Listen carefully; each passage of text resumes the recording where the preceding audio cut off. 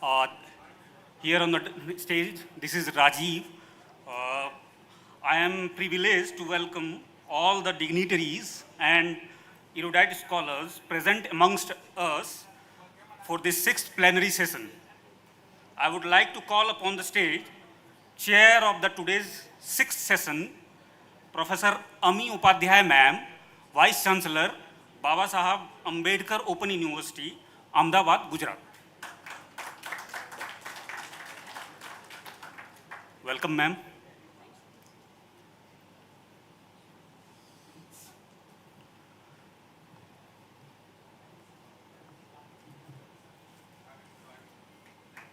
Now, next, I would like to call upon the stage uh, all the four speakers, panelists for this sixth plenary session.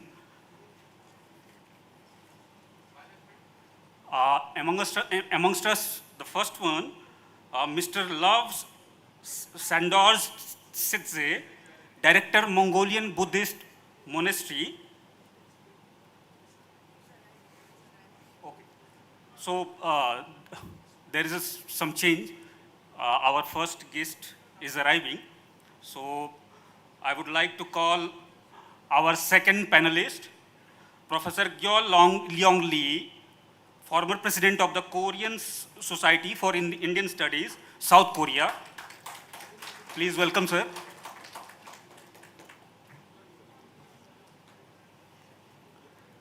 Now, I would like to call Vatsana Duang Malasi, lecturer, Department of History and Archaeology, Faculty of Social Science, National University of Laos, Lao PDR. Welcome, ma'am. And the last one, I would like to call Sri Bhagyesh Jha, sir, Chairman, Gujarat Sahitya Akademi. Welcome, sir.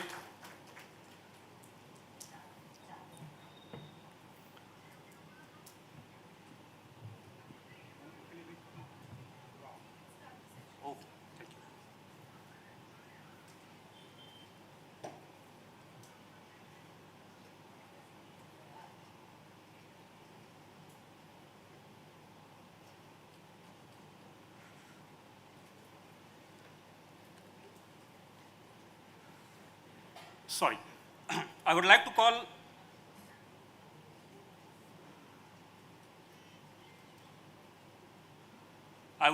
call Professor Vaisali Padiyar ma'am to come on the stage and kindly felicitate chair of this session, Professor Ami Upadhyay ma'am.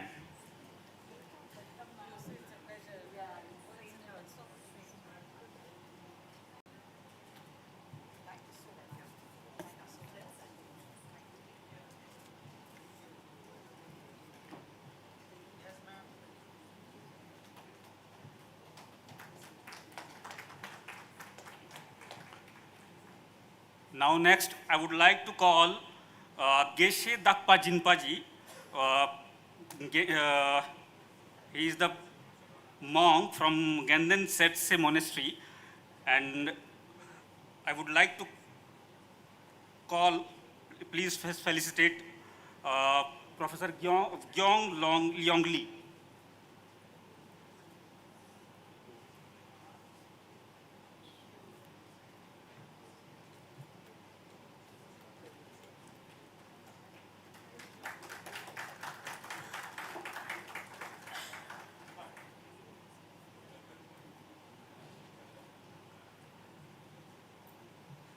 Now, I would like to call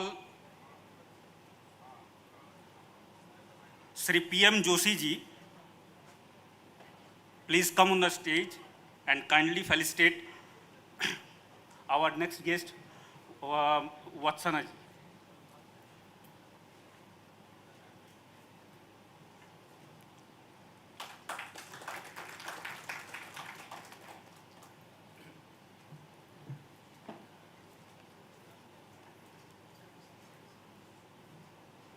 And the last but not least, I would like to call Sri Sailesh Modi ji.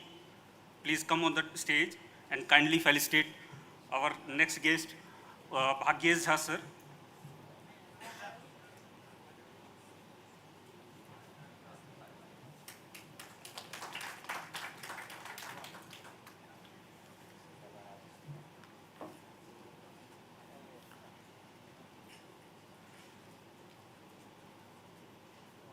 So,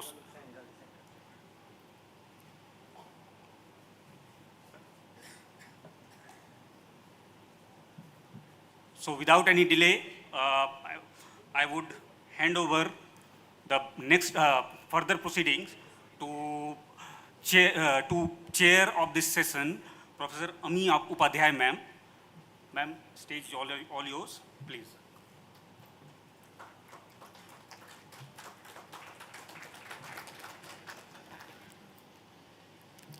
Namaskar. It's really a matter of pleasure and privilege to be a part of this wonderful conference. For inviting me, for making me a part of this conference as a session chair here, I'm so thankful to Gujarat University, Honorable Vice Chancellor, Dr. Nirja Arunji, and India Foundation for giving me this opportunity. Obviously, all of us are here to listen, the scholars, wonderful speakers. So I will not steal time from them. That if time permits, at the end, I would like to share my views too. But in brief, when we say that to have a conference for 3 days and talking about cosmology, Dharma, Dhamma, and cosmology. So, do we need that much time? Many a time that question arises in front of us. But much more is still to be discovered. Dharma and Dhamma, when we look at Hinduism and Buddhism, at that time that Hinduness and Buddhiness, Buddhist perception, they come somewhere, they intersect also somewhere when they look at cosmology, their interpretations, their understanding, and I'm sure that as Honorable Chairman, Sahitya Akademi, Shri Bhagyesh Jha ji is here, who is an adept scholar of Ved and Bhagavad Gita also. Surely somewhere that parallel of understanding of cosmology, what Rig Veda or Bhagavad Gita says, and what the other side, Buddhism, says about the same. When I was talking recently, I got introduced to Professor Lee, face-to-face meeting for the first time, and Professor Vassana. She said, she introduced herself as Vassana. And I asked, so me and Bhagyesh, when we were talking, we said it's Vatsana, she said Vassana. So I asked, T is silent? She said yes. I would briefly say, when we talk about understanding Dharma and Dhamma or cosmology from the perspective of Dharma and Dhamma, first of all, we have to understand what is silent but still there, speaking very loudly, very silently. So I think it would be pleasure to listen, three of them, how those parallels are there, how Prakriti and Purush, when we talk about cosmology, is it the matter or spirit? Is it the cyclical movement that what Hinduism also talks about, Brahma, Vishnu and Mahesh? It keeps on creating, recreating, destroying, redestroying, preserving and re-preserving. So is it a cycle or it is a linear movement? It would be surely a pleasure to listen, three of them. I would be very happy to invite first Professor Lee to share his views on the matter. Thank you.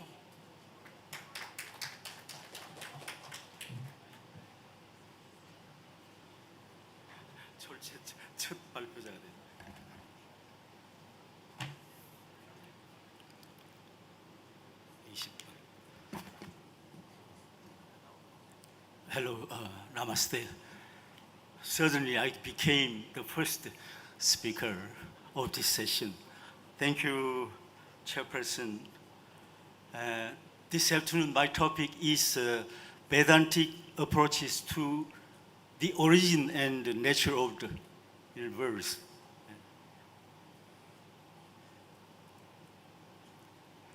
Leaving aside the various minor differences, the main streams of Indian cosmology can be broadly classified into two types, Arambabada and Parinamabada.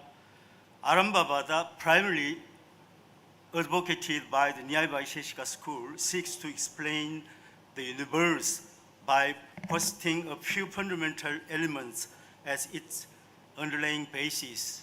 According to this view, creation involves the combination of pre-existing entities, especially atoms, paramanu. All physical phenomena arises from the aggregation of these atomic elements.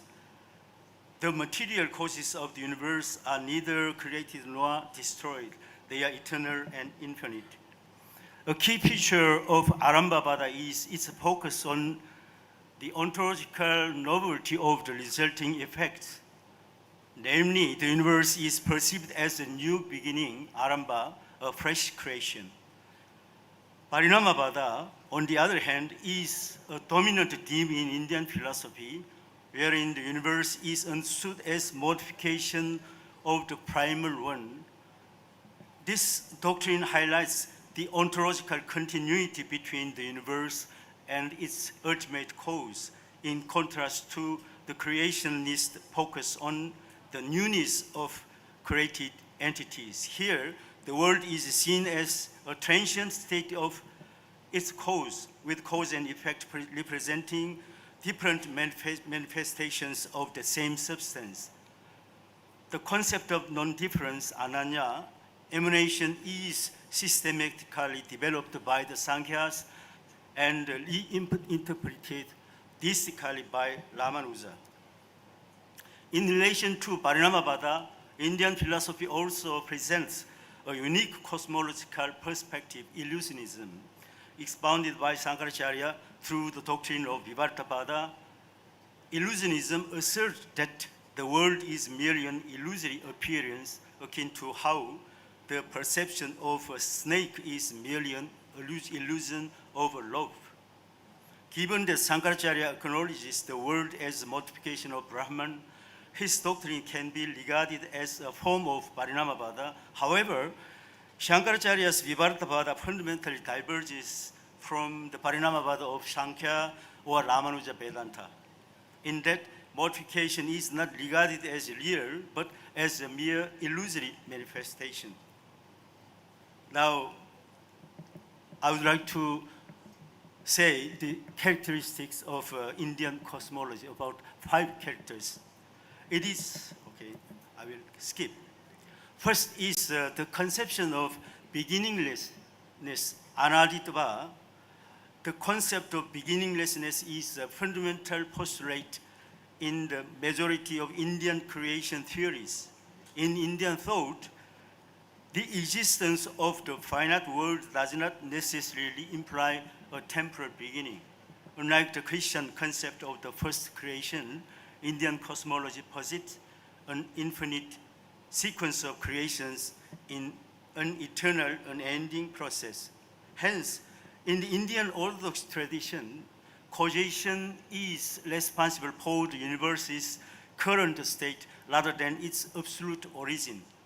From this perspective, the traditional Christian idea of creation or creatio ex nihilo is largely irrelevant to Indian religious thought. Many Indian philosophical systems regard the supreme principle as a beginningless entity, and the empirical world is also perceived as beginningless. Second, cyclic and periodic creation, srishti and dissolution, pralaya. The concept of anaditva is intricately linked with the view of cyclic and periodic creation. This cyclic perspective is traced back to the Vedas, such as in the Rig Veda, which refers to the creator creating as before. In this respect, Indian cosmology contrasts sharply with the linear historical perspective of Christian creationism, which presupposes the first creation and the last. Orthodox Indo-Indian philosophical schools, with the notable exception of Mimamsa, generally accept the cyclic model of creation in their cosmological explanations. Time is perceived as cyclical, with the universe undergoing endless cycles of creation, preservation, and dissolution. These cycles are categorized into yugas and kalpas. In this framework, Srishti and Pralaya represent a repetition of previous cycles, and it is considered a cyclic process whose origin cannot be logically accounted for. In other words, Srishti involves the periodic and cyclic repetition of beginningless substances. Third, ontological continuum between the creator and creation. In contrast to the Western Christian creationism, which often emphasizes a transcendent creator who initiates creation from nothing, Indian cosmology presents Brahman as the material substance of the universe. According to the Upanishadic tradition, Brahman or Ishvara encompasses both the efficient cause, nimitta karana, and the material cause, upadana karana, of the cosmos. The material cause is not distinct from the creation, rather it is integral to it. The universe's emanation, parinama, is understood through the concept of parinama, or self-modification, where the effect is viewed as a transitional state of the cause. In this framework, the cause and effect are different states of the same substance, making the effect non-different from the cause. In contrast, Christian creationism does not explicitly incorporate the notion of a material cause as is found in Indian philosophical traditions. Instead, it posits that God created the universe ex nihilo, out of absolute nothingness. From this perspective, God's act of creation is understood as a direct and intentional intervention, bringing everything into existence from a state of non-being, rather than a transformation of pre-existing matter. This stands in contrast to Indian cosmology, which emphasizes the interconnectedness of creation and the eternal reality of Brahman. Christian cosmology, on the other hand, highlights the divine sovereignty and the unique role of God as the creator, sole creator. Fourth, creation according to the law of karma.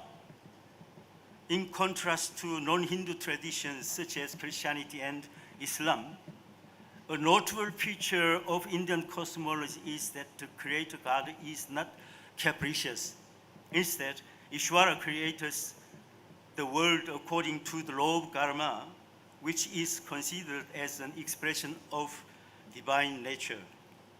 The world is shaped in response to the accumulated karma of previous inhabitants, and each individual's situation and position in the world result from their own karma.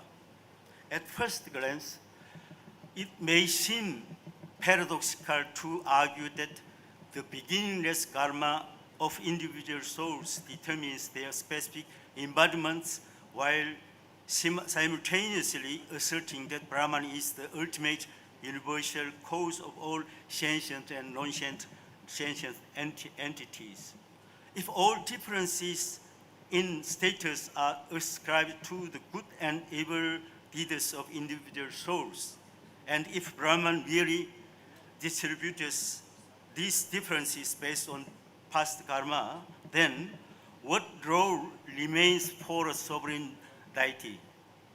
Does this not suggest that creation is governed primarily by the law of karma, potentially undermining the concept of an omnipotent and sovereign deity? Traditional Indian responses address this issue by positing that the law of karma embodies the divine will. Karma is viewed as an expression of Ishvara's self-determined purpose. For example, Ramanuja contends that the Lord is not constrained by the law of karma. Instead, the law of karma is seen as a manifestation of Lord's justice. According to Ramanuja, karma is not separate from God, but is a direct expression of divine will, operating within a framework that accommodates human freedom. In this perspective, the law of karma serves as a stabilizing structure within which divine guidance functions, thus facilitating the possibility of liberation for all beings. Fifth and final, the doctrine of Lila. In addition to the common aspect of Indian cosmology, Vedantic thought introduces a distinctive metaphor known as the doctrine of Lila. This concept, utilized by various thinkers to varying degrees, aims to explain the divine motive behind creation. According to this doctrine, the motive for God's creation is described as Lila, a term often inadequately translated into English as sport or pastime. In contrast to the Vedantic doctrine of Lila, which suggests that creation is a divine play without specific purpose, Christian theology frequently emphasizes that God created the world with both order and intent. For instance, Genesis 1 describes the creation process as deliberate and systematic, culminating in the creation of humans to steward and care for the earth. This perspective has led to some Western Christian criticism of the Lila doctrine, arguing that it implies God acted irresponsibly or indifferently in creating the world, and that the world and its inhabitants lacks inherent purposes. Regarding the concept of Lila, the Brahma Sutra engages with the question of whether Brahman created the world. It is important to understand that the Brahma Sutra's response is not solely aimed at explaining the motive behind creation, but also addresses the objection that Brahman cannot be the cause of the universe because no reasonable purpose could be served. Moreover, the Brahma Sutra response does not directly count the Purvapaksin's objection, but suggests that the metaphor of Lila should not be interpreted as implying a purposeful motive in the way proposed by the opponent.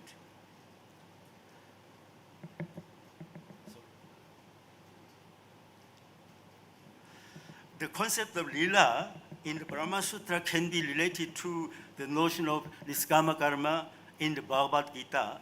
In the Bhagavad Gita, niskama karma refers to performing one's duty without any attachment to the result, focusing on actions in alignment with one's nature and responsibilities without seeking personal gain.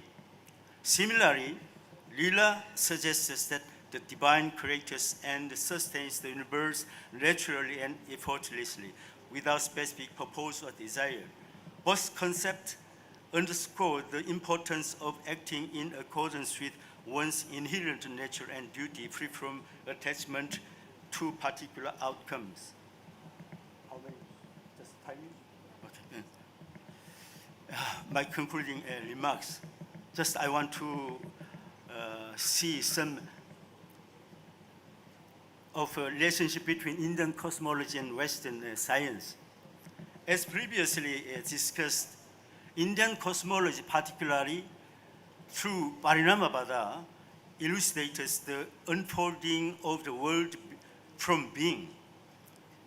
Asatkaryavada Broadly speaking, Indian thought on the universe's origin suggested that it is neither emerges from being nor is created from non-being. Instead, it originates from an ultimate reality that transcends the dichotomy of being and non-being. This perspective is clearly articulated in the Nasadiya Sukta of Rigveda. In the beginning, opening lines of the Nasadiya Sukta, two concepts are introduced, Sat and Asat. As I understand it, a Sat-centric cosmology is foundational to the transformation theories, Parinamavadas of Sankhya and Ramanuja, and even Bhaskara's Brahma Parinamapada, while an Asat-centric cosmology is reflected in Shankaracharya's Vivartavada. Essentially, Sat and Asat are relative concept. Brahman as the ultimate cause of the universe transcends both, embodying the union of these opposing poles. The Upanishad describes Brahman as encompassing both emptiness and fullness. The Isha Upanishad provides us a profound expression of this integrative vision. In concluding my presentation, I will explore the potential alignments between Indian cosmological thinking, particularly Parinamavada, and modern scientific theories such as Big Bang theory and quantum mechanics, which provide us compelling insights into the universe's origins and nature. Although Parinamavada and the Big Bang theory are rooted in distinct philosophical and scientific frameworks, there are notable parallels that merit examination. Parinamavada asserts that all changes are real, with the cause transforming into the effect, similar to milk becoming yogurt. The Big Bang theory, proposing the universe began with a massive explosion around 13.8 billion years ago and has been evolving since, parallels this Parinamavada. Both frameworks describe the universe evolving from a singular state into diverse forms. The concept of Brahman as the ultimate reality aligns with the idea of singular source from which everything emanates and eventually returns. Despite their different methodologies, both theories share a common theme of transformation and evolution. The concept of quantum vacuum as a reservoir of potentialities, which manifests as the objective forms of the physical world, parallels the abstract notion of avyakta as described in the Upanishads. The philosophical idea of avyakta was later articulated in more systematic terms by the Sankhya philosophers. Avyakta represents a continuum that is formless, boundless, undifferentiated, ubiquitous, indestructible, immutable, and infinite. Avyakta represents the cosmic potentiality from which elements, structures, properties, and patterns emerge when its equilibrium is disturbed. This concept not only accounts for the formation of the physical universe, but also encompasses all mental phenomena. It provides a profound framework for understanding events within the relative domain. While the Sankhya school views Avyakta as an inanimate principle, Vedantins, through logical reasoning, attribute consciousness to this all-pervading principle. A deeper exploration of Avyakta could offer valuable insight into the holistic understanding of the quantum vacuum. Quantum mechanics, which explores particle behavior at the smallest scale, reveals that particles can exist in multiple states simultaneously and exhibit interconnectedness through phenomena like entanglement. In a similar vein, the Indian cosmological concept of anaditva resonates with the idea that universe may lack of definitive beginning, as suggested by some quantum cosmological models. Although the Big Bang singularity arises from the mathematics of general relativity, this framework addresses only the state immediately following the singularity, not the conditions at or before it.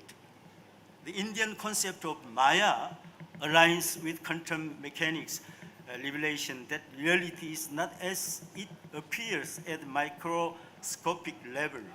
Maya's role in creating the illusion of material world parallels quantum mechanics view that what seems like solid matter is actually composed of fluctuating energy field and particles. However, Maya emphasizes the philosophical and metaphysical nature of material existence as illusory. Similarly, the Higgs boson, known as the God particle, and Maya exhibit intriguing parallels despite their different origins.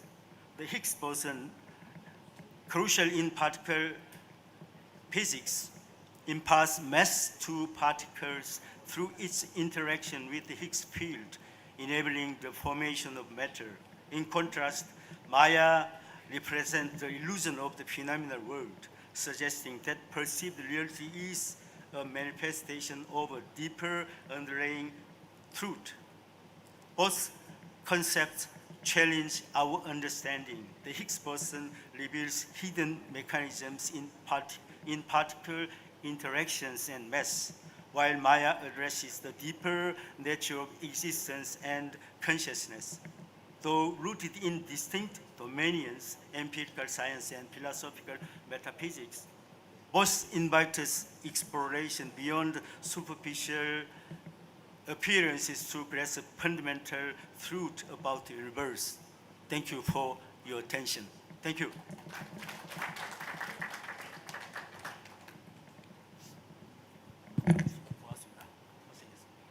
Thank you, Professor Lee.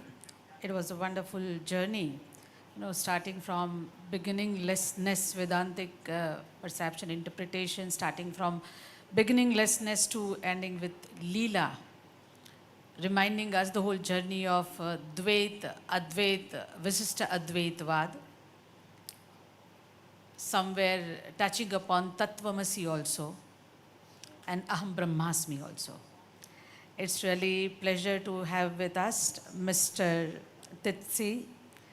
I welcome you, and I think I would request the organizer to welcome Mr. Love Sendaroj Titsi.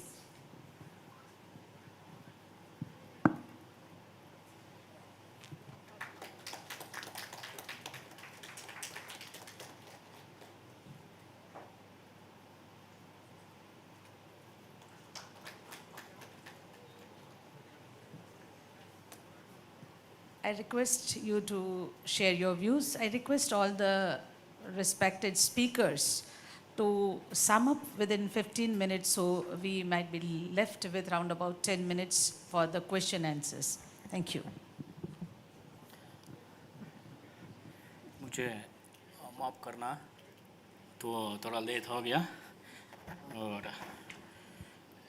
thank you for this organization and Gujarat University to make this event, participate for me these events. And today is my topic. It's a similarity between Hindu Dharma and Buddhist Dhamma. Anirodham, Anubhadam, Anuchedam, Ashirvadam, Anika Artham, Anagana Artham, Nagamanam, Nirgamanam. And for us, Hindu and Buddhism, two major religions originating from the Indian subcontinent share several similarities and despite their distinct philosophies and practices. So we have some similarities here in both tradition. So first one is both tradition is emerged in ancient India with Buddhism evolving from the spiritual context of Hinduism. They share common concepts like karma and dharma and samsara for us.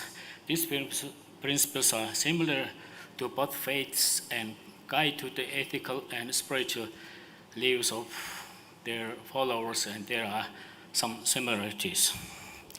And second one is the meditation and spiritual practice. Meditation is significant in practice in both tradition, serving as means to achieve spiritual insight and inner peace. In Hinduism, meditation but often associated with the yoga and is used to connect with the divine. And Buddhism, particularly in practice like Vipassana, and which emphasizes in meditation, is path to awakening and understanding the true nature of the reality. The third one is moral and ethical teaching. They both advocate for non-violence or in ahimsa and compassion and living a moral life. The eightfold path in Buddhism shares the similarities with the Hindu emphasis in righteous living according to Dharma. Both stress the importance of ethical behavior as foundation for spiritual growth. And fourth one is this one is the main topic of this event, and that is the cosmology and reincarnation. It's called also rebirth. Hinduism and Buddhism both believe in reincarnation, the cycle of rebirth. However, while Hinduism sees this is process governed by karma, leading to different states of existence, and Buddhism focuses on the idea of liberation from this cycle through the enlightenment, known as nirvana. So I want to share with you some Buddhist practices of cosmology and reincarnation here. So Buddhist perspective cosmology has been described as details in Abhidharma Kosa by Acharya Vasubandhu, which are accepted by all three Buddhist traditions such as Theravada tradition and Mahayana tradition and Vajrayana. All three Buddhist traditions have different presentations of their metaphysical analysis. The very foundation of the Buddhist philosophy is theory of the interdependence, whether it is Madhyamaka or any other tenets. But there is a big difference between the tenets while explaining the theory of interdependent origination. For instance, such as Vaibhashika and Tantrikas, both items exist and reality, and reason for such real existence is because the Buddha has expounded independent origination theory. On the other hand, Madhyamaka asserts that the item doesn't exist in reality because Buddha has said that everything is interdependently is arising. Therefore, tradition's cosmology remains of relevance to the Buddhists along with their many of details. The Ahmedabad cosmology developed in the four basic principles. First one is the universe has no specific creator and sufficient cause for its existence is to be found in Buddhist cycle of causal conditional, known as Parijatya Samutpada, a dependent of origination. The second, there is no definite limit to the universe, either temporally and spiritually. The third one is universe comprises various realms of existences that constitute an hierarchy. The fourth one is all beings are continually reborn in the various realms in accordance with their past karma. They only escape from this endless cycle of rebirth, knowing samsara is the knowledge that constitutes attainment of nirvana. Then also in Ahmedabad agrees that the samsara embraces 13 principal levels of existence, which has three folds. The realm of sensuality, the Kamdhatu Loka, at the bottom of the riches. And second one is the realm of the pure form, the Rupa Dhata Loka. That one is the middle one. And top one is the formless realm, then Arupa Dhata Loka at the top of the hierarchy. The sensual realm is further divided into unhappy destinies and happy destinies, such as like that. And in summary, I want to make a short finish to this speech. And in summary, while Dharma and Dhamma have distinct identities and they share several foundational beliefs and practices linked in their common cultural and spiritual roots. And thank you very much. And Kavanto Surya Mangalam. Thank you.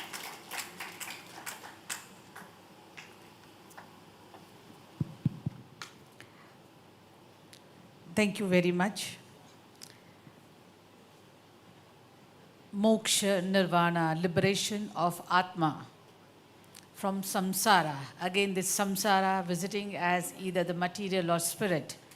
And then the understanding of cosmology becomes possible for an individual. I would request Vasna ji to share her views on the subject, please.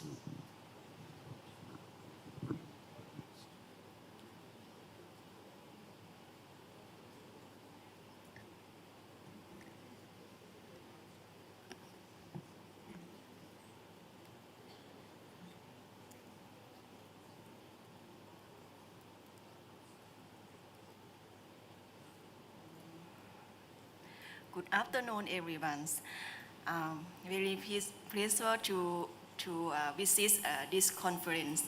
I am Vasana. I'm from Laos. I would like to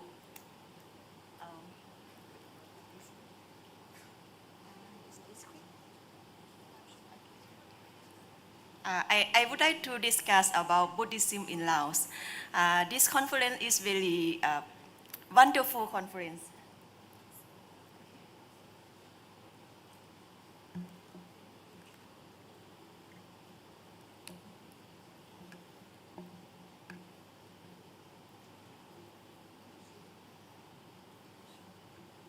Okay. Outlines of my presentation. I would like to talk about evidence of Buddhism in Laos, the developments of Buddhism in Laos, and information on Buddhist education in Laos. I will introduce about my country, the Laos People's Democratic Republic, commonly known as Laos, is a landlocked country in mainland Southeast Asia and share border with China, Burma, Thailand, Cambodia, and Vietnam. My country is not big, covering 236,000 square kilometers. Laos divided into 17 provinces and the capital is Vientiane. The population about 6 million people in 2019. The member of Buddhist fellowship in the follow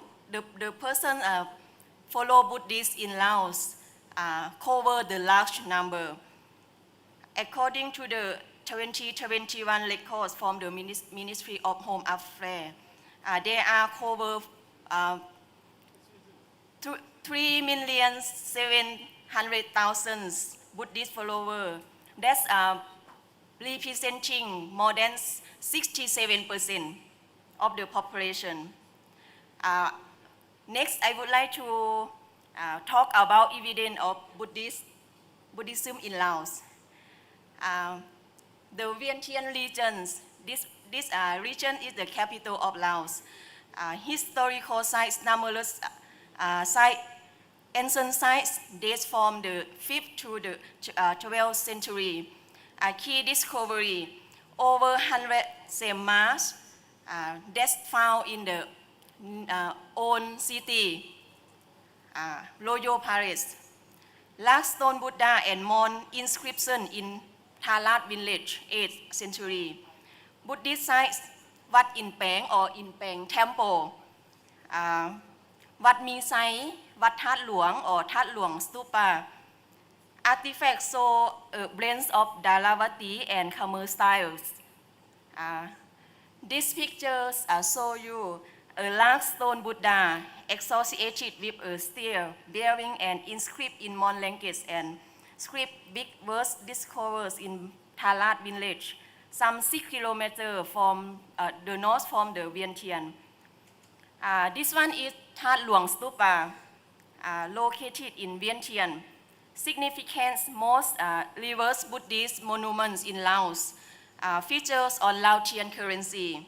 The history of That Luang Stupa established in the 3rd century CE to the entice the Buddha black swan from India.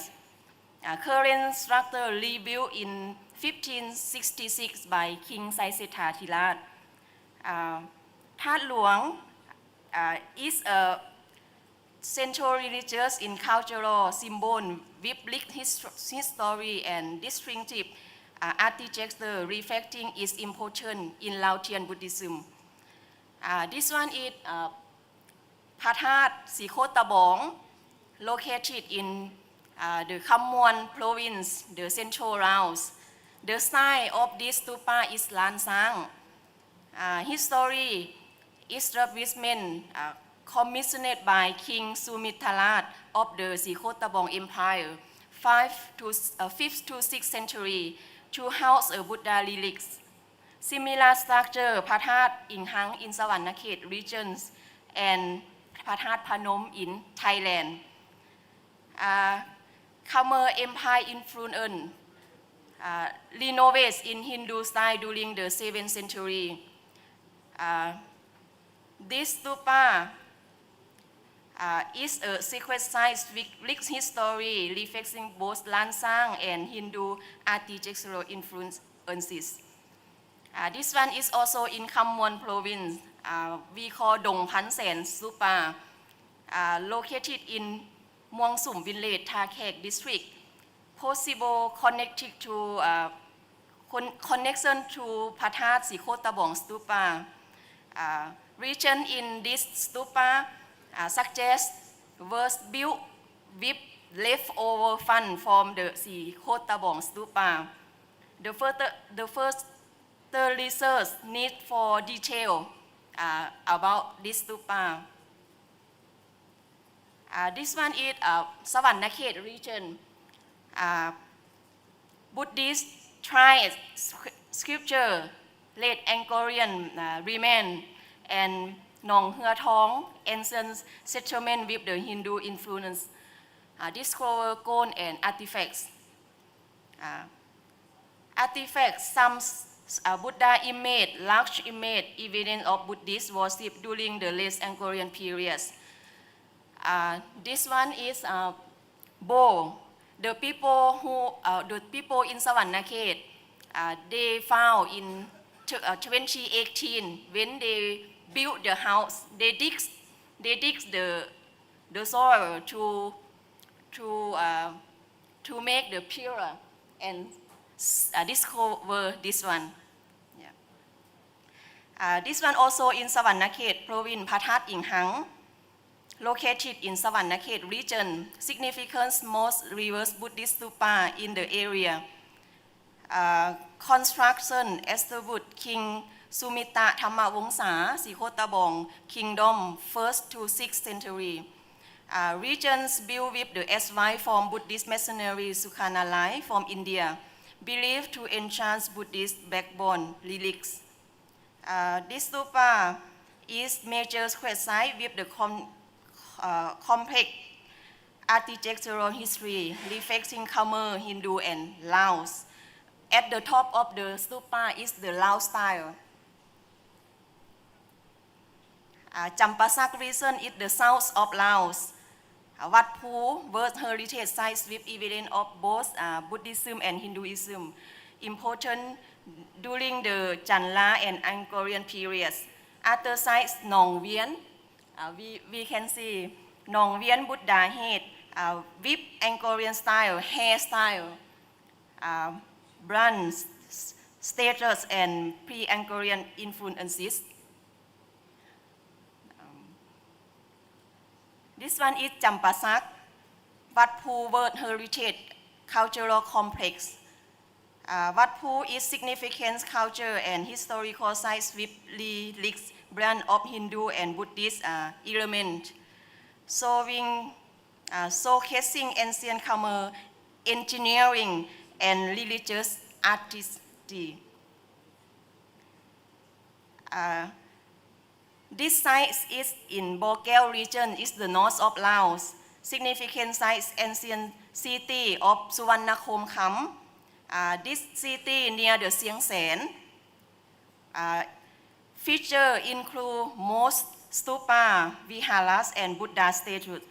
Historical context may predate Sieng Sen periods and is about 5th century AD. The most important, the beginning of this year, in 2024, excavation in this region, we found Buddha image, a lot of Buddha image underground near the Mekong River. Yes, and in the box have a lot of gold ring. Evident in Luang Prabang regions, historical significance, former capital of Lansang Kingdom with a lot of archaeological sites, like Wat Phon Sai, Wat Desmin Temple, Wat Kang Bolom Vihan, Wat Sop, Wat Manolom Sitharam, Wat Visunarat, Wat Sieng Thong. The most important is Wat Sieng Thong, built in 1560 by King Saisetha Thirat. This one is the beautiful art, Buddhist art in Wat Sieng Thong. Wat Sieng Thong is a major historical and architectural landmark in Luang Prabang, showcasing classic Laotian temple design and rich Buddhist art. Now I would like to discuss about the development of Buddhism in Laos. Laos follows Theravada Buddhism. Indian influence. Indian traders and scholars introduced Buddhism and Hinduism to Laos via China in the first millennium CE. They also brought Pali and Sanskrit with influenced local languages. Dharavati culture. This Indianized culture extending to the Gulf of Thailand play a key role in introducing Theravada Buddhism in Laos. The Mon people of Dharavati established Theravada Buddhism in the region. The time frame that Buddhists come to Laos, Buddhists likely reached Laos between the 7th and 8th centuries.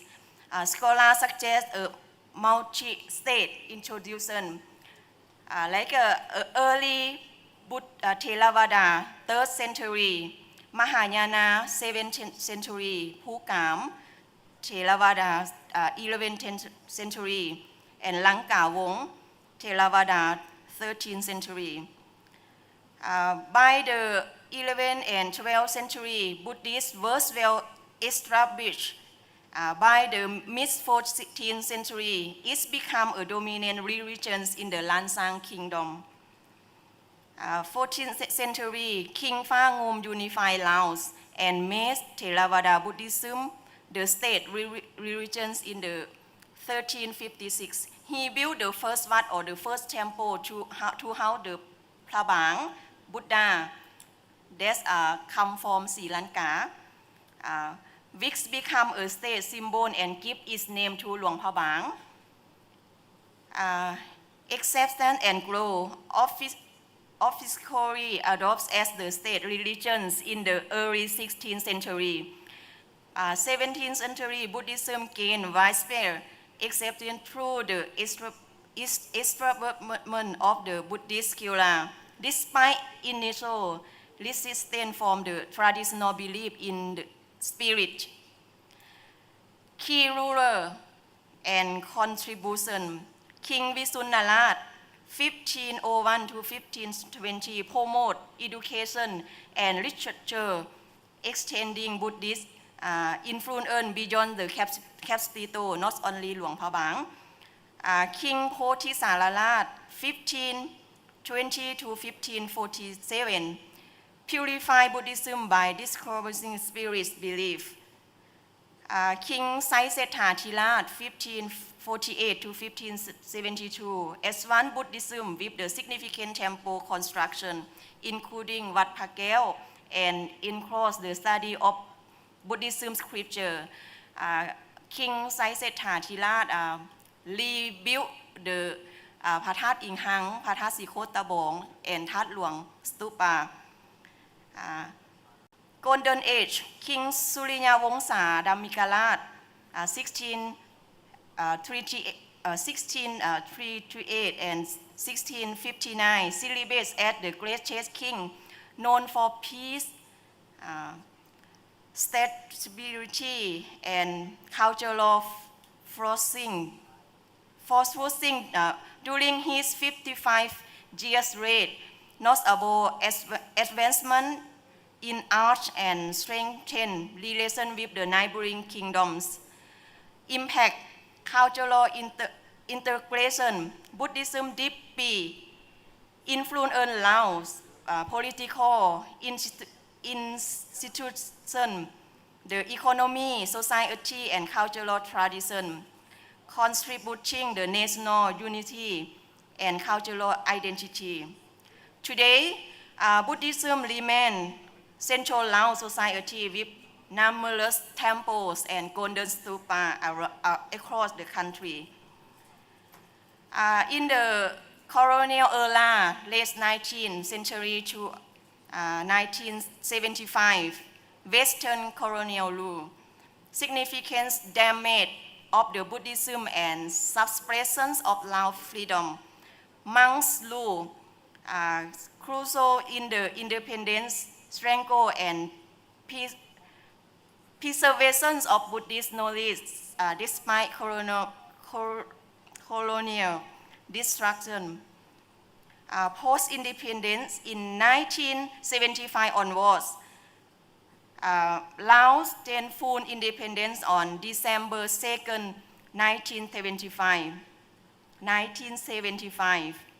Lao Buddhist Fellowship Organization unified the Dhammanyut and Mahanikai sects, become sole representation of the Sangha.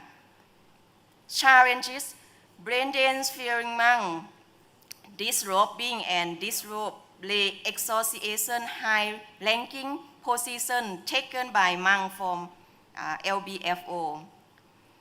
New roles of monks.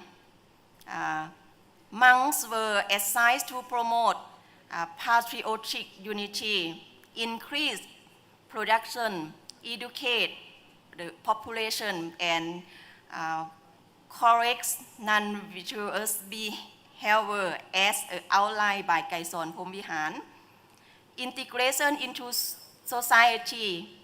Monks engage farming, gardening, literacy, and hygiene campaign as a past mass mobilization.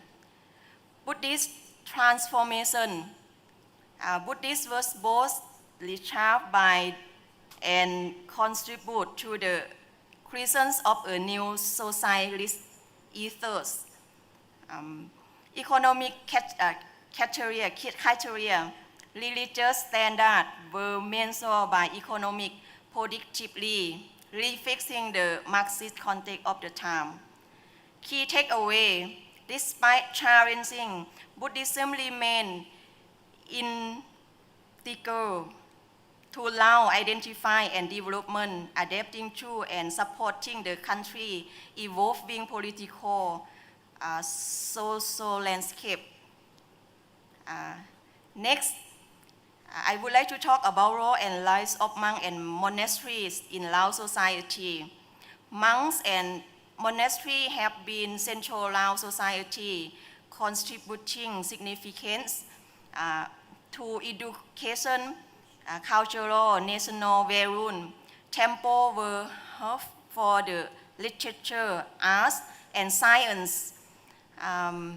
Despite any being lost through the invasion, Buddhism's integration, Buddhism remain integral Lao society, Lao identity. Monks have history upheld national value, contributing to the independence and national development. The Lao Buddhist Fellowship Organization ensure that monastic practice align with the contemporary needs as reflected in the current Lao monastic constitution. Governance structure, the LBFO oversee Buddhist administration with the various committees focusing on governance, education, morality, public relations, and foreign affairs. This structure supports the integration of Buddhism with the state principle and societal value.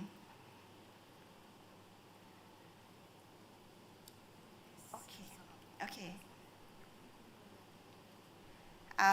Next, I would like to present about information on Buddhist education in Laos. For Buddhist education,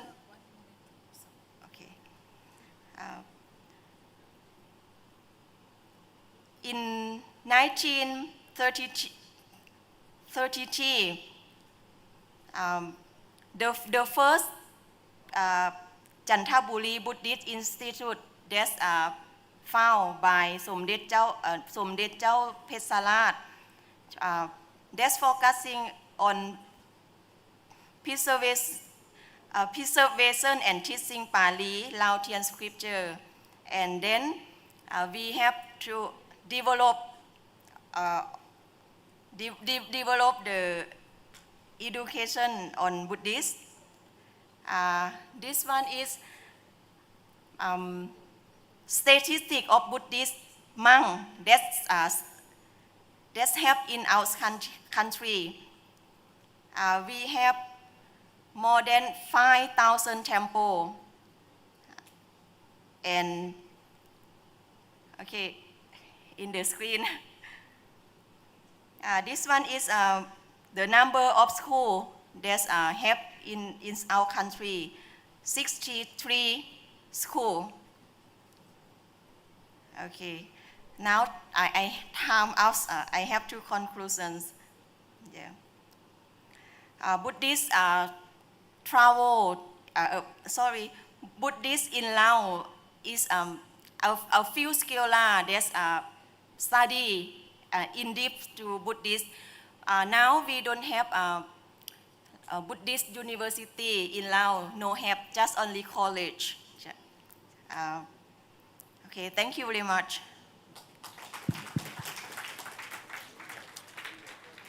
Thank you very much, Vasnaji, for taking us to the historical, archaeological, and complete journey in Buddhism and Lao. I would request respected Bhagyesh Shija to share his views. So please.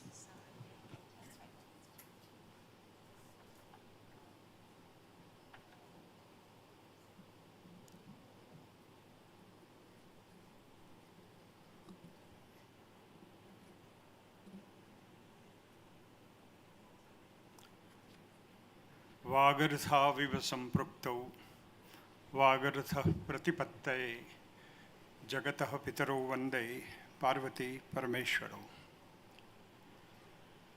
प्रथम में अहम अतीव आनंदः अनुभवामि यत् अस्मिन् कार्यक्रमे अहं मम विचारं स्थापयितुम् अत्र उपस्थितोऽस्मि। निर्जा भगिनीं प्रति अपिश्च राममाधवं प्रति मम ऋणस्वीकारः। Honorable Chair and my colleagues, I have two inconveniences in my pocket. One is this is being the post-lunch session, and second being the last speaker of the session. So I have to be briefest of the brief. So aham अनुगृहीतोऽस्मि महाभागानाम् आगमनेन. Cosmology in Dharma tradition has a very deep roots in our thinking, as mentioned by Rishi Shri Swami Govind Dev Giriji while quoting something from Nasadiya Suktam. I will just mention that when Swaitjar read the translation of Nasadiya Suktam, he was amazed that the Indian rishis have thought that an atom is equivalent to the universe. And that kind of projection and perspective that we have in Vedic literature and then the epic literature and then the classical Sanskrit literature, even in today's world also, it is very important that the Dharma tradition of cosmology is still relevant, because one of the major principles which Adi Shankara taught us is Khalu idam sarvam brahma. If we go to David Chalmers, he wrote one very contemporary book called Hard Questions of Consciousness. And if this world is a very big consciousness, as Adi Shankara said, Chittasya avrutti, चित्त मात्रम जगदिदम चित्वा नास्ति न किंचितम. अर्थात ये चित्त का ही reflection है, ये जगत है, that is mirror of my mind. That is what Adi Shankara told. So universe is not different from what I perceive or I think. And that is a very, very minute look into the human mind also. So this big question was perceived by our rishis in Nasadiya Suktam and thereafter.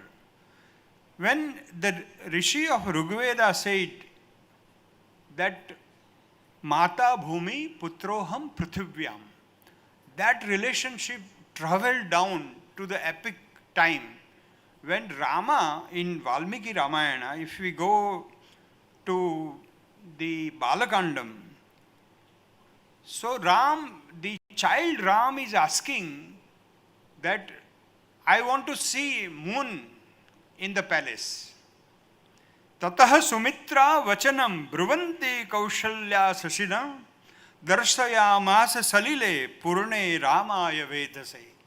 That is Ram ko wo bataya Chandra ek thali mein pani lagakar. So this is what the relationship is. That's why we said moon is our maternal uncle. So cosmology is so much imbibed, including the Gayatri Mantra. The great Gayatri Mantra is not only reflection of individual's relation with the Bhuvana, Om Bhur Bhuvaha Swaha Tatsavitur Varenyam Bhargo Devasya Dhimahi Dhiyo Yonaha Prachodayat.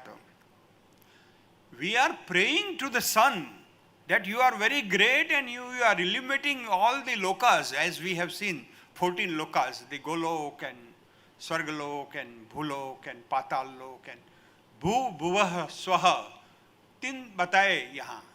लेकिन आप ये सबको आलोकित कर रहे हो And I am your ansh, mamai vansho jiva loke jiva bhuta sanatana. Yet, as Lord Krishna said in chapter 15, that you are representing the Almighty, the great cosmic energy. And still, the Indian philosophy to karma sings of is this, that I don't want your teja. In Gayatri Mantra, I don't seek that you give me tej. I am seeking that my buddhi should be prachoditam, prachodayat, so that I can tell the world that I belong to the sun family, the cosmology. That is how we are related. Even today, if I have to come to the modern days, even today, when we get up from our bed and when we put our leg on the earth, Mother Earth, we say, Samudra Vasane Devi, Parvatastan Mandale, Vishnu Patnim Namastubhyam, Padasparsha Kshamaswame. That is how we respect the planet Earth. And that has taken us, even we have taken it from Upanishads. Ishopanishad said, Ishavasyamidam sarvam yat kinchit jagatyam jagat tena tyaktena bunjitha magruda kashyasviddanam. The ex-Vice Chancellor of Gujarat University has translated it so beautifully in Gujarati. Ishanu rajache akhu je avani vishe tyagine bhogavi jano vancho madhan anyanu. So that is yatha purve uktam yat sarvam idam khalu brahma, prajnanam brahma. So Brahma is the universe. Brahma is everywhere. As Vivekananda said in his talk, that you are talking about one God, Ekeshwarvad, and one book, whereas I am talking about the only God. Everything is God. This podium is God, this microphone is God, you are God, table is God, and podium is God. So everything is God. Sarvam idam khalu Brahma. So this is how the holistic view that Dharma tradition of cosmology has taught us. Then if we come, the time and space, Einstein must have thought, and Einstein has also read some of the Upanishads. But let's come back to Bhagavad Gita. In Bhagavad Gita also in chapter 11, Lord Krishna says, Kalosmi aham samaya kalpaha yugaha sambhavami yuge yuge iti api ativa pratsiddha ghoshana kalosmi lokakshayah lokan samagran uddarishyami cha samprehya mai sarve pranaha. Then again, sun and moon, it is part of our life. As in Bhagavad Gita said, Yadaditya gatam tejo jagad bhasayate khilam yat chandramasi yat chagnav tat tejo vam. This is how the Bhagavad Gita has imbibed the cosmological understanding and perception, and we believe, like David Champlers has said, the world is interconnected. We are all connected. Whatever is happening on moon, it affects us. And that's why the whole Jyotish Shastra is born out of scientific calculation. It is mathematics and visualization of the cosmos by the rishis, which they said that the planetary situations will decide what will be the mental status of an individual who is dominating the masses and even individual for that matter. So with this I will say that even if Swahadine robot kanya agachati, ativa artificial intelligence पहन के if robot kanya atra agachati, tarhi yadi robot kanya uktavati yat aham tu yantra pragya tada mama uttaram eva tvam tu yantra pragya kintu aham chaitanya pragya. Chaitanyam eva Brahma, Chaitanyam eva Akhilam Brahma, Brahmanda. Yatha vayam janimaha Brahmandaha iti universe egg. We are in the universe which is of a shape of an egg. So, because we said that everything is interdependent, everything is connected, and that gives us oneness. And as the Vice President said, Vasudhaiva Kutumbakam, it is because we are not only connected as human beings, we are connected with the Vanaspati, we are connected with the planets, and we are connected, we are one, Vishwa Nidam iti Vedasya Udgoshana. Tena karanena. In a lighter vein, I will say, in Gujarati we said, no, even તમારા ભજીયામાં મરચું કેવું આવશે એ પણ શનિ ઉપર આધારિત છે.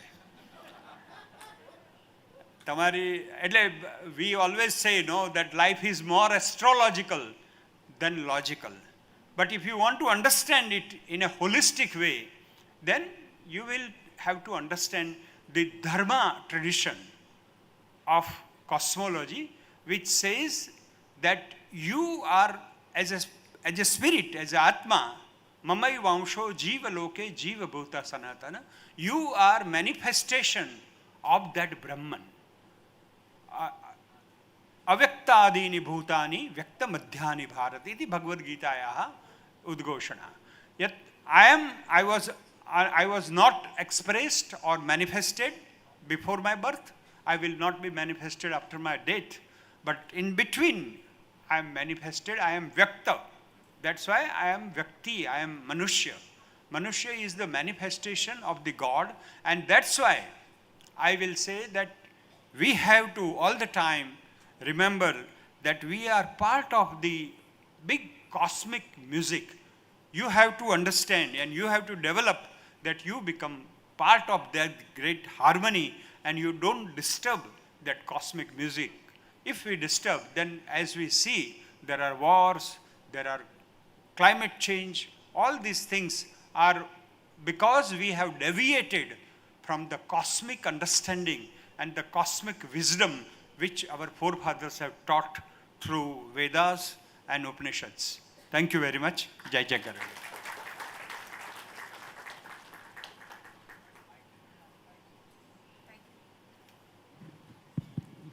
Thank you, Bhagyeshi, for sharing the deep understanding of having seeds with the tree and tree within the seed. Now we are left with comparatively lesser time. I announce the floor open for the question answer sessions. If any questions from the audience side.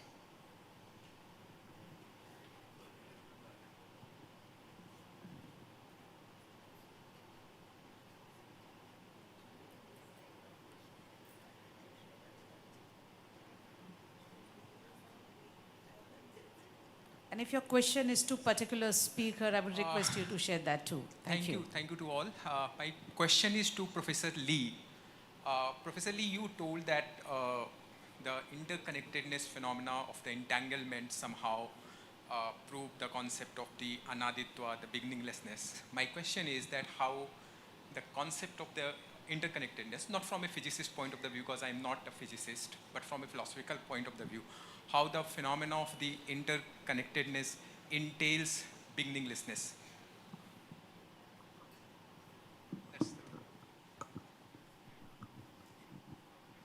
Thank you. First of all, I would like to introduce myself. I am a professor of yoga and meditation, and I am not expert in quantum mechanics, etc. But just now you said that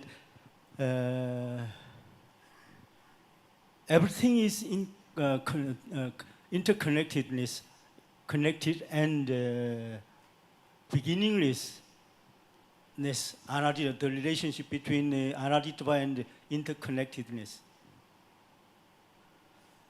They say that this question is not adequate. You have to stop before this question. I heard about this matter. You have to stop this question before this question. It is, I think, traditional Indian traditional answer. For example, when and why do I entangled in samsara? But no answer, just beginningless anadi. So I'm sorry, I cannot explain about this matter. Sorry. Is there anybody who? Okay. I will just add one thing to what you have asked. There was an experiment in California. They brought some species of monkeys from African jungle and trained them specifically behavioral patterns in California. And they observed that in the African jungle, those who are remained of their community, they were so connected without any wireless, without any communication, formal methods. There were changes observed here in California, same changes were seen in the African jungle as well. That shows that we are connected. If you see some video of violence, you will feel karuna in your mind. You don't know the person, but as a human being, you feel pained. That is our connectedness with the human beings. I think that's what, if you are more and more nearer to Buddha, then you will find more and more karuna. And if you are nearer to Shankara, then you will feel कि मेरा आत्मा और आत्मा आपका आत्मा एक ही है. And Advaita Vedanta teaches very great socialization very easily and naturally. So that will happen if you know the Advaita Vedanta. That is interconnectedness.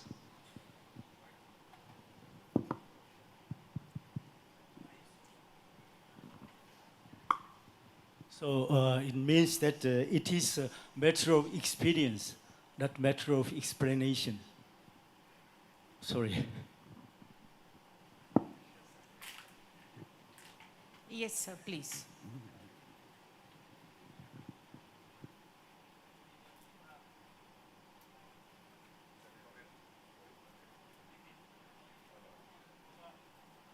Hello सभी को मेरा नमस्ते. I greatly appreciate the talk given by Mr. Bhagesh. Yeah. Others I missed, I was not available. My very simple and very basic question is, since we are discussing about the cosmology, we all know the cosmology basically the origin of universe and other sequence and so many other things. Why the world was created? Whether somebody has answered this question, why the world was created? Why there has been creation? We talk about God. Everything is God. Everything in the world has came out of the God. But why the world has been created?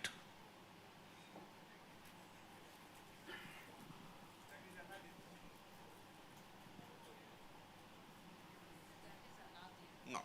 See, if that is the only answer, then I would like to give the answer also. According to my understanding.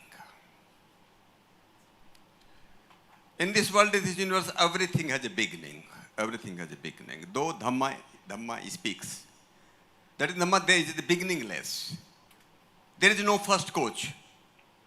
But all the scientists in the world, most of them, they believe the world was created. We are not here to discuss, some speakers must have discussed about the Big Bang theory, so many other theories. In fact, I did not have the time to discuss about it.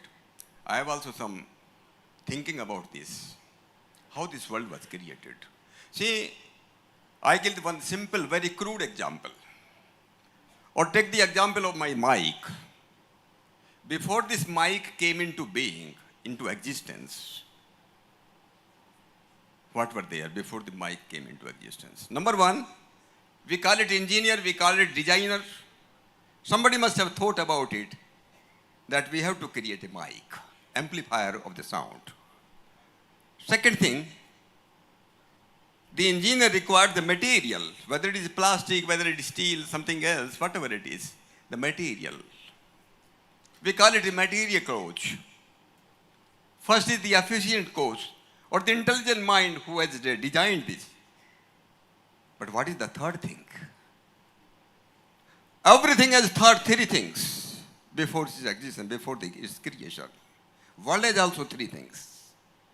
One is the creator. Second is the material. But what is the third thing? Third thing is the user. User. Had there been no user, nothing can be created. Nothing will come into the world.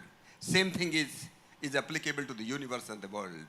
There was a creator, whether we call it God, whether we give some other name or whether we believe in it or not, but energy is there. It is not simple as the energy. Who created the vibrations in the energy? Who started from, I am a man of chemistry. Not man, I would call myself a student of chemistry. And since I did my MSc, I did Master in Science and Chemistry. From those days, I have been asking this question. I asked my professor in the chemistry, we know this electron is moving around with a great speed. Who gave this speed? What was the impetus? What was the initial force to the electron which gave this? Nobody has the answer. Even till today, I did my MSc in 1976. So far, I have not received any answer because nobody knows. Nobody knows. We have to discuss about it. So I wanted to say there were the three things. For everything, whatever you take in the world, there were three things, three causes. Efficient coach, the material coach, and the third is the user. Similarly about the world. There was a creator, there was a material. This material we call it Prakriti. We call it nature. Nobody can see the nature. We see the art of nature. We see the work of the nature. Whatever we see, these our paid and pode and hills and trees, they are not nature. We cannot see nature. We cannot see even our soul. How can we see the nature?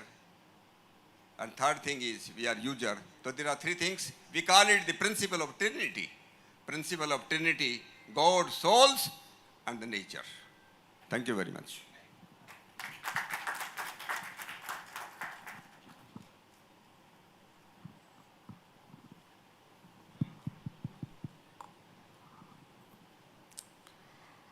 Thank you very much.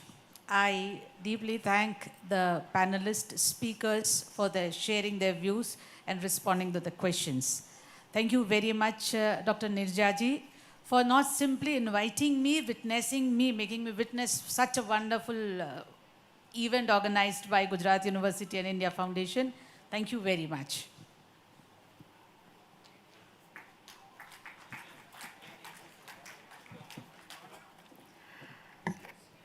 Many thanks to the chair and all the speakers for such an enlightening discussion at the 6th plenary session of the 8th International DHARMA DHAMMA Conference 2024.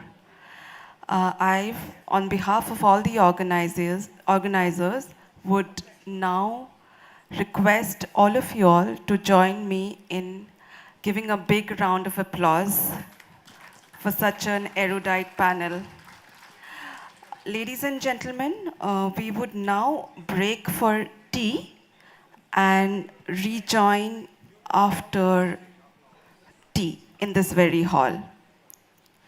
Our next session, which is the 7th plenary session, shall start after tea at 4 p.m. We now proceed for the tea.